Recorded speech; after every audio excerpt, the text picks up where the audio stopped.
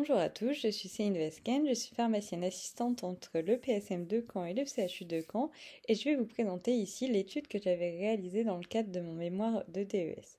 Il s'intéresse aux hospitalisations pour chute liées aux médicaments dans un service de gériatrie aiguë. Il faut d'abord savoir que les hospitalisations liées aux médicaments sont des hospitalisations qui sont dues à un effet indésirable médicamenteux.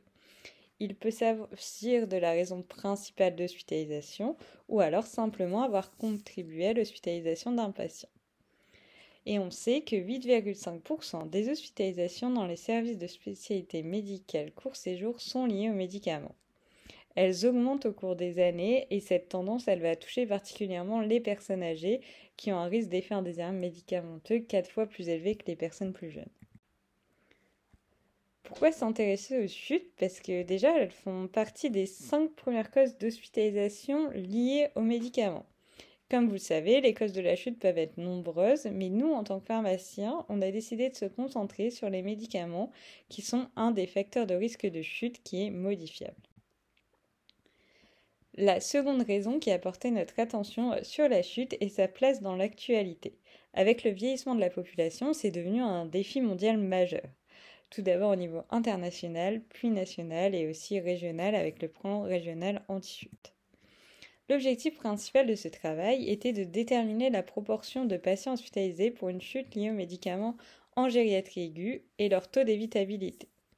Les objectifs secondaires étaient de déterminer les médicaments augmentant le risque de chute les plus fréquemment responsables de ces hospitalisations, mais aussi d'étudier l'impact de l'hospitalisation en gériatrie sur la prescription de ces médicaments augmentant le risque de chute. Pour répondre à ces objectifs, nous avons réalisé une étude observationnelle et rétrospective. Ces patients ont donc été inclus du 10 mai 2022 au 2 février 2023. Les patients inclus avaient 75 ans ou plus et étaient hospitalisés en gériatrie aiguë. Ensuite, parmi les patients inclus, on a sélectionné les patients ayant un motif d'hospitalisation contenant la notion de chute. Et chez ces patients hospitalisés pour une chute, on a cherché à détecter les hospitalisations pour chute, mais liées à un effet indésirable médicamenteux et leur taux d'évitabilité, afin d'obtenir des proportions et de répondre à notre objectif principal. La méthode de détection des hospitalisations liées aux médicaments qui a été utilisée, elle est inspirée d'un article qui a été publié dans le British Journal of Clinical Pharmacology et elle a été rédigée par un panel européen de spécialistes en gériatrie.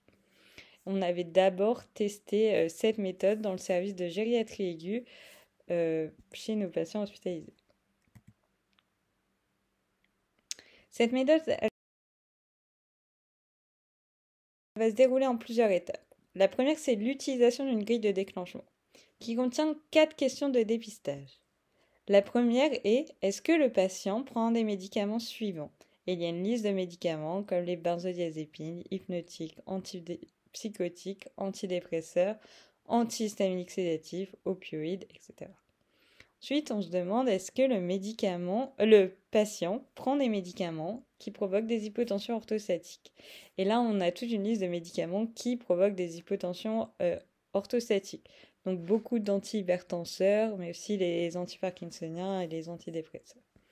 On se demandait aussi si la chute était causée par une hypoglycémie. Et est-ce qu'il y avait des médicaments hypoglycémiants?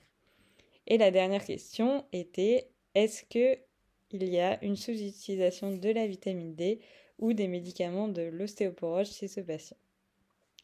Les classes thérapeutiques de la première et deuxième question correspondent à la liste que l'on a choisie comme médicaments augmentant le risque de chute, ainsi que les médicaments hypoglycémiants et donc la sous-utilisation de vitamine D et des médicaments de l'ostéoporose. Après avoir utilisé la grille de déclenchement, afin d'être exhaustif, on avait des questions de dépistage qui étaient les suivantes. Est-ce que la chute pouvait être liée à un médicament ou à un changement de récent de médication? Et est-ce que la raison principale d'hospitalisation pourrait être liée à une sous-utilisation de médicaments?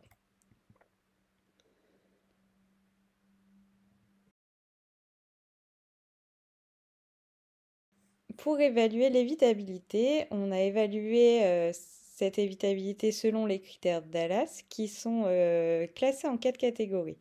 Donc il y a définitivement évitable, ce qui signifie que la prescription était incompatible avec les connaissances actuelles.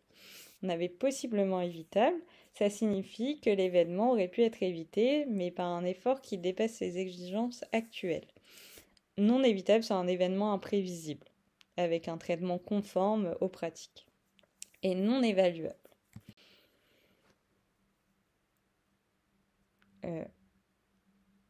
Donc, une fois que nous avons détecté les hospitalisations pour chute liées à un effet indésirable médicamenteux, on allait analyser les prescriptions médicamenteuses des patients à leur entrée, mais aussi à la sortie d'hospitalisation, en regardant le nombre total de médicaments prescrits, mais aussi le nombre de médicaments augmentant le risque de chute prescrits, et on avait aussi regardé la charge anticholinergique.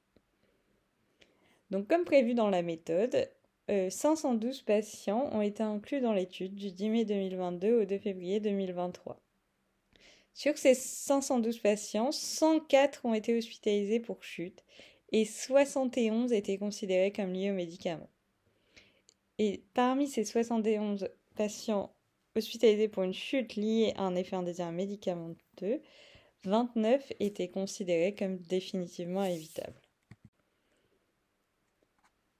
Si on s'intéresse désormais aux 71 patients hospitalisés pour chute liée à un médicament, la moyenne d'âge était de 88 ans. Il y avait 62% de femmes. La durée de séjour était de 17 jours, ce qui est supérieur à la durée de séjour des patients en gériatrie.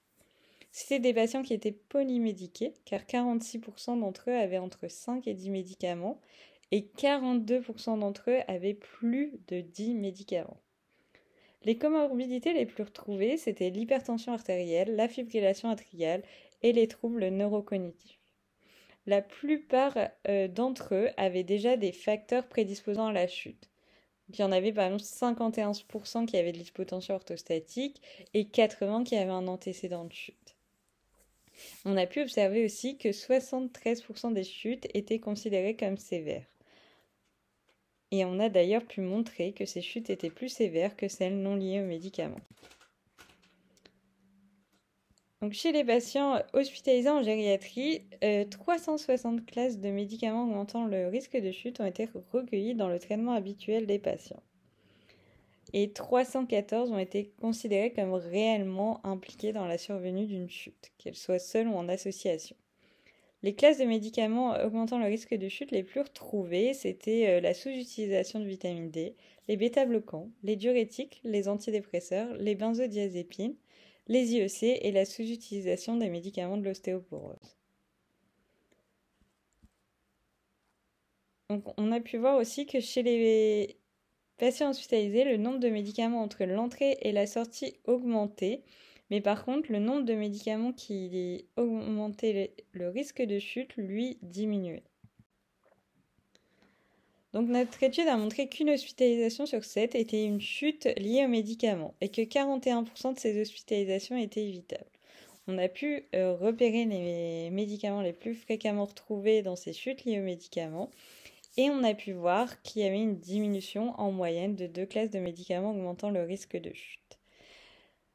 En hospitalisation, c'est surtout des corrections de la carence en vitamine D qui étaient effectuées, mais aussi on avait une déprescription de médicaments cardiovasculaires, parce que c'est un moment, l'hospitalisation, où on a le temps de réaliser des tests d'hypotension orthostatique et de réévaluer les traitements anti-hypertenseurs.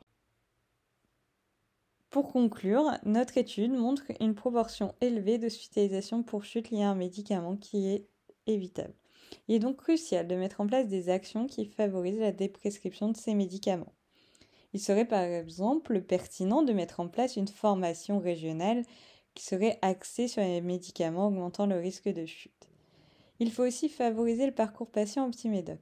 D'ailleurs, depuis septembre 2022, le CHU de Caen a lancé des consultations en HDJ pour les patients à haut risque de chute. Et au cours de ces consultations, un pharmacien est systématiquement impliqué pour l'optimisation des thérapeutiques médicamenteuses.